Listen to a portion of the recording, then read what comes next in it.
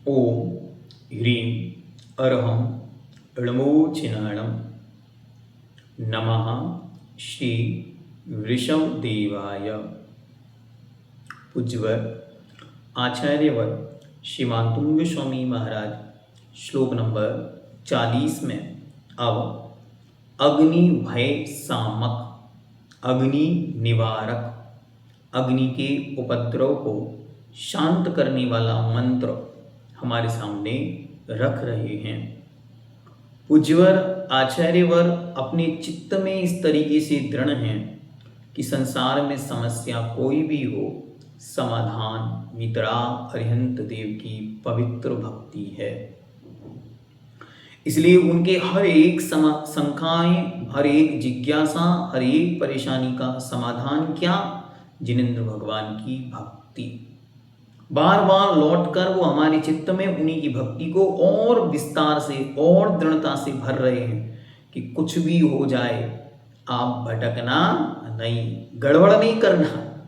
एक एक चीज को बार बार दोहरा रहे हैं, जबकि ये सारी चीजें एक साथ वो 46 नंबर श्लोक में लिख देंगे, लेकिन फिर भी वो बार बार उसी चीज को दोहरा रहे हैं। 46-47 नंबर श्लोक में वे सारी चीजें एक साथ दोहराएंगे।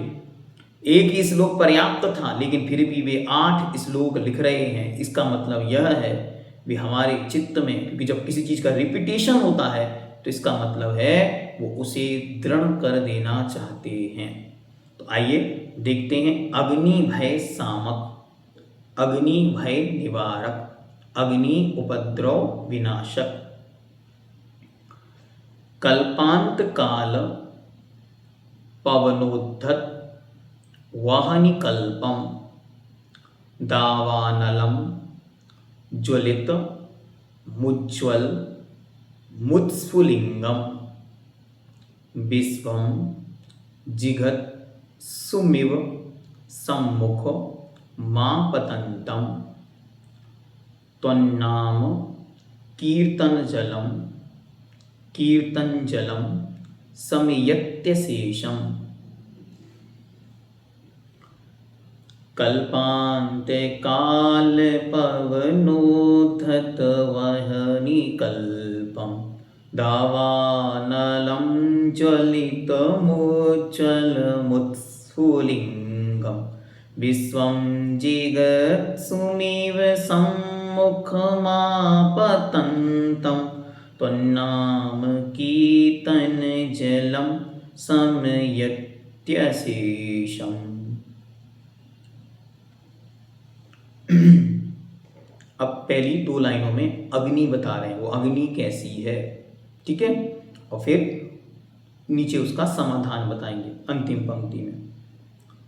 तो कह रहे हैं कि कल्पांत काल पवन उद्धत वह्नि कल्पम। कैसी अग्नि है? तो कल्पांत काल, जब कल्प का अंत होता है ऐसा काल, मतलब प्रलय काल।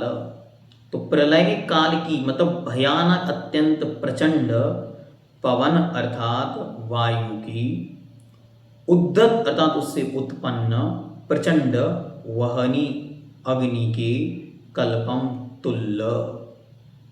जो प्रलय काल में जब हवाएं चली ना भयानक भयानक, तो उस भयानक हवाओं से जो उत्पन्न हुई प्रचंड अग्नि थी, उस अग्नि के तुल्य, उस अग्नि के समान। ज्वलितम अर्थात ज्वलित, प्रज्वलित, जली हुई, उज्ज्वलम उज्ज्वल, और उत्स्फुलिंगम जिससे तिलंगे निकल रहे हैं। जो तिलगा होता ना अग्नि का कण, वो उछल रहे हैं, ऐसे तिलंगे निकल रहे हैं ऐसी। और कैसी है वो?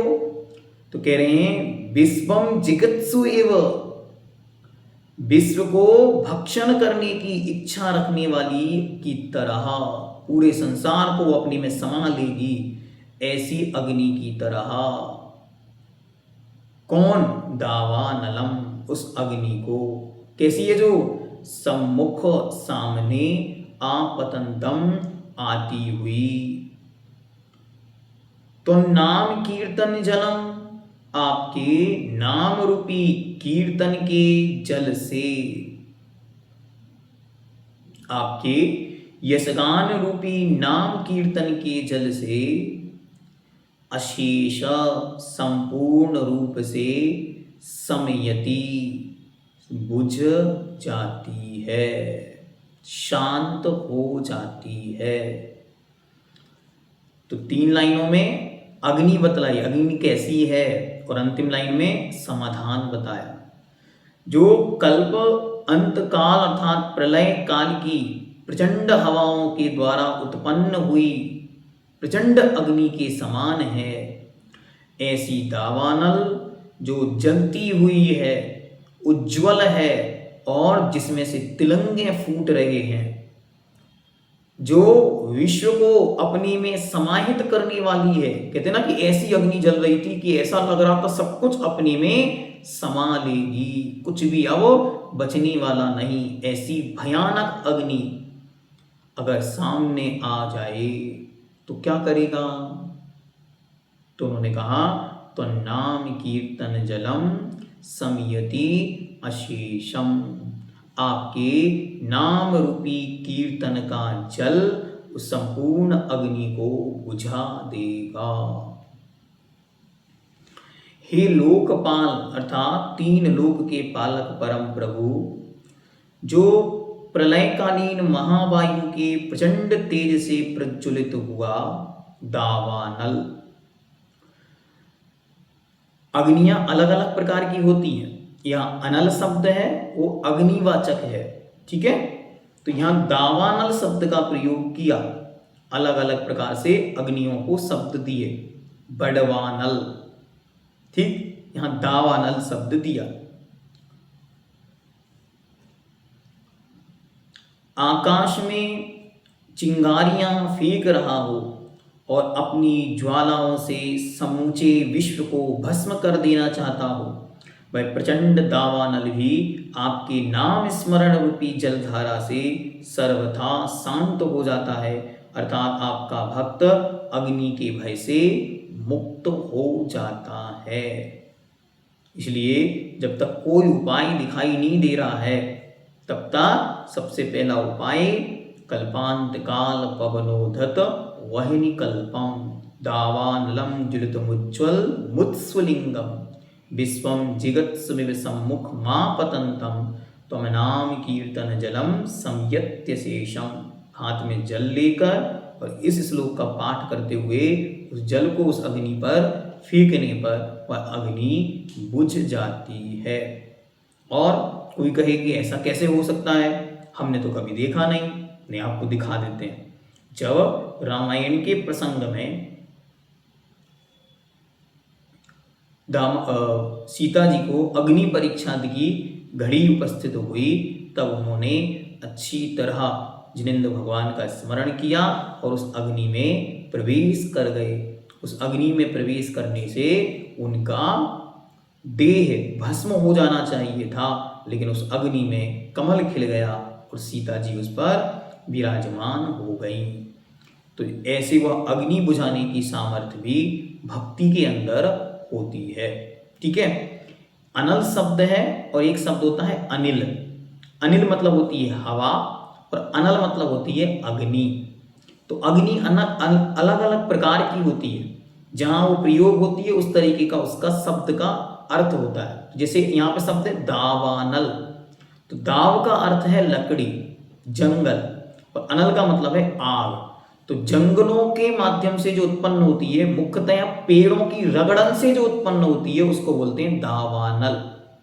लगाई हुई नहीं, जब पेड़ आपस में टकराते हैं, आपने कभी देखा हो गर्मियों के समय में मुख्यतः पर्वतों पर जंगलों में आग लग जाती है और उस आग का कारण होता है पेड़ों का आपसी रगड़ना।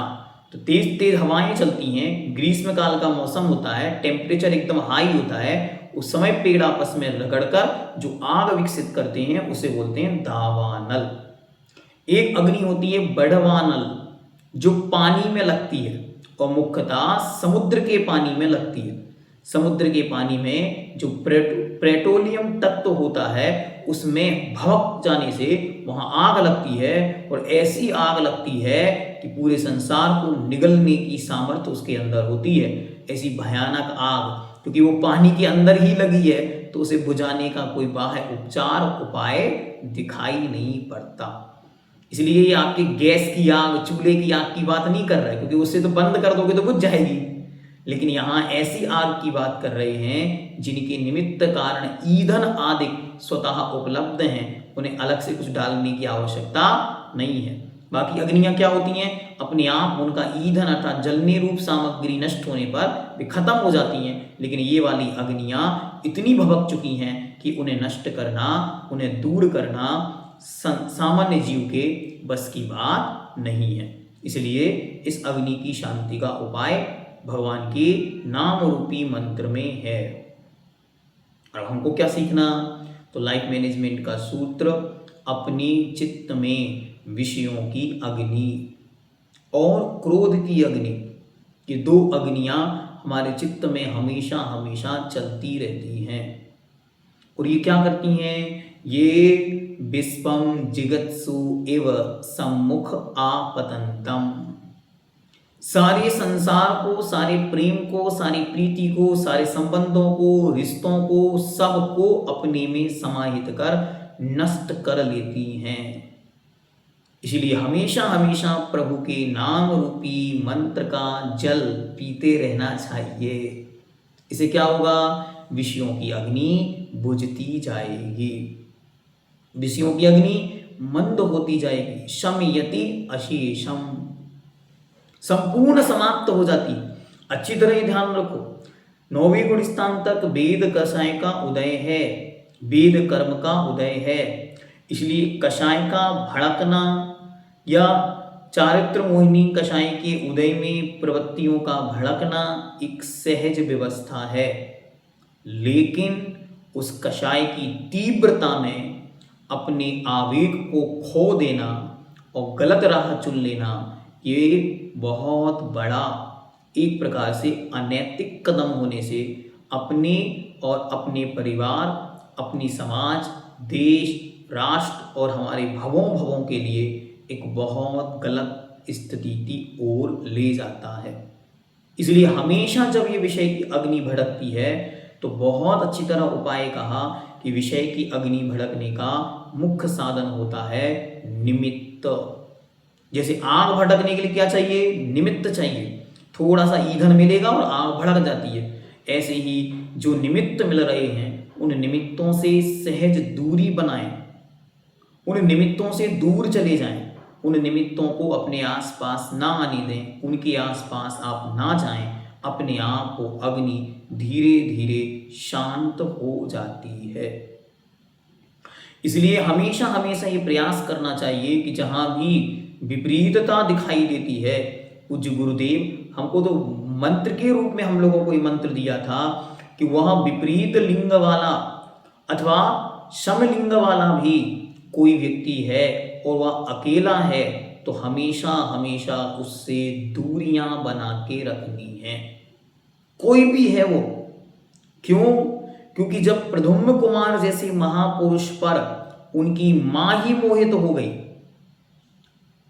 पढ़ा आपने प्रद्युम्न कुमार चरित्र, जिस मां ने उनको पाला पोषा बड़ा किया, केवल जन्म नहीं दिया, वो पाल पोस कर जिसे बच्चे को बड़ा किया, और जब उस माँ को ये बोध हुआ कि ये मेरा बच्चा नहीं, तो वो उस पर, उनके रूप सौंदर्य पर मोहित हो गई। तो जब माँ, जो माँ के तुल्य है, जिसने माँ की तरह पाला, जब वो विपरीतता की स्थिति पर पहुंच जाती है तो अन्य संबंधों की बात यहाँ क्या करना।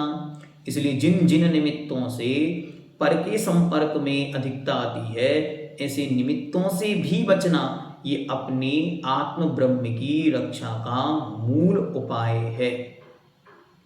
इसलिए वे कोई भी हो, आचार्य हो, उपाध्याय हो, साधु हो, मुनि हो, ब्रह्मचारी हो, पंडित जी हो, शास्त्री जी हो, विद्वान हो, आरिकाएं हो, ब्रह्मचारी हो, ब्रह्मचारिणियां हो, शास्त्रिन हो, कोई भी हो, अगर वे अकेले हैं तो हमें उनसे एक फिक्स्ड नियंत्रित दूरी हमेशा हमेशा के लिए रखनी।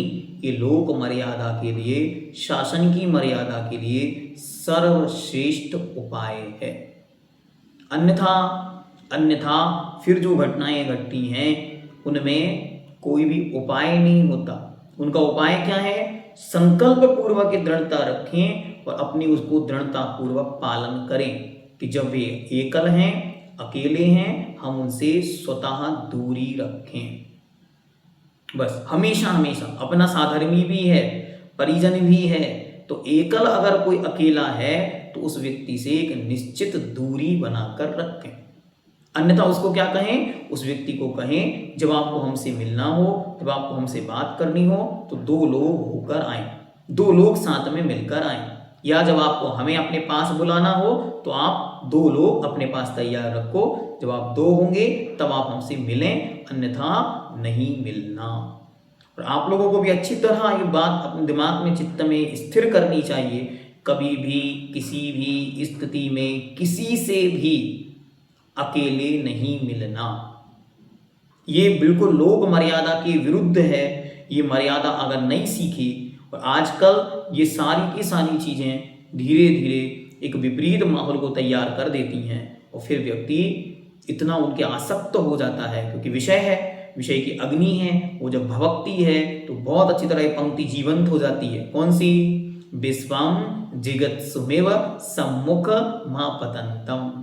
सारा संसार उसमें जल जाए पर उसकी विषय की अग्नि नहीं जलती। सारे रिश्ते समाप्त हो जाते, माता पिता से रिश्ते तोड़ने तैयार, भाई बहन के नाते खत्म, सारे संबंधों का विच्छेद, पति पत्नी आपस में लड़कर भिड़कर टूटकर और सारे संबंध खत्म कर देते, माता पिता के संबंध छोड़ने को तैयार, सब कुछ खत्म हो जाता। किसके लिए? एकमात्र विषय की अग्नि में। इसलिए श्लोक नंबर 40 आपने अच्छी तरह पढ़ा तो चित्त में विषय की अग्नि भड़के तो अपने को सामर्थ्य पूर्वक जिनेंद्र स्मरण की ओर लेके जाओ, अन्यथा अकेलेपन से समूह की ओर चले जाओ। समूह की ओर जाने से वासना कम हो जाती है। ये नियम है कि वासना एकल में आती है, वासना अकेले में घेरती है। तो जब वासना का तीव्र उदय हो तब हमेशा हमेशा समूह में रहो। समूह में रहने से वासना समाप्त होती है। और हमेशा हमेशा अपने चित्त को ऐसा स्थिर बनाओ कि देखो अनंत भवों में अनंत प्रकार के भोगों को भोगा।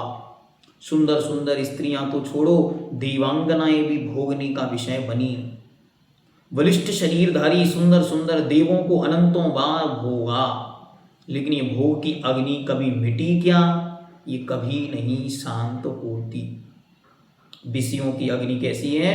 इसे खूब भरी और खूब भरी, न तृप्त हुई न तृप्त हुई वाली स्थिति इसकी बनी कि इसमें खूब ईंधन डालने पर भी ये कभी भी समाप्त नहीं होती। कोई सोचे कि अब समाप्त हो जाएगी, अब समाप्त हो जाएगी, थोड़े दिन बाद सुधर जाएगा, थोड़े दिन बाद स्थिति बदल जाएगी, ये कभी नहीं बदलेगी। और आप चाहते हो कि ऐसी समस्या हमारे घर में कभी ना आए, तो क्या करना? इसके लिए हमेशा पहले से ही अपने बच्चों को जागरूक रखें। इस विषय में कोई छिपने छिपाने की बात नहीं। इस विषय में सबको अच्छी तरह समझकर और समझाकर रखें कि देखो अपने जीवन में ऐसी कोई परिस्थिति यदि आपके सामने आती है तो आपका पहला निर्णय होगा अपने माता पिता को सारी बातें अच्छी तरह बताना है। कोई भी किसी भी प्रकार का एकल संवाद, किसी भी प्रकार की एकल व्यवस्था कभी भी नहीं होनी चाहिए। अब जो कुछ हो रहा है उसके पीछे महानतम पाप भड़क रहा है, कषाएं भभक रही हैं। इसलिए बार बार अपने चित्त को शांत करने के लिए जिनेंद्र भगवान का स्मरण करें और जीवन में ये सोचें कि एक ही जीवन है तो इंजॉयमेंट भी अनिवार्य है।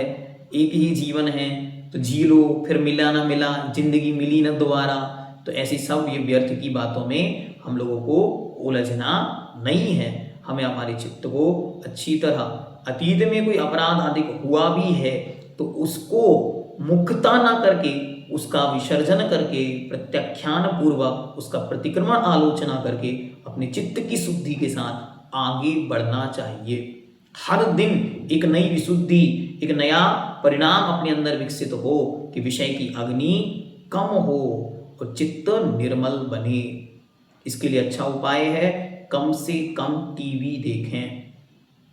दूसरा उपाय, कम से कम टीवी सीरियल्स में इंटरेस्ट लें।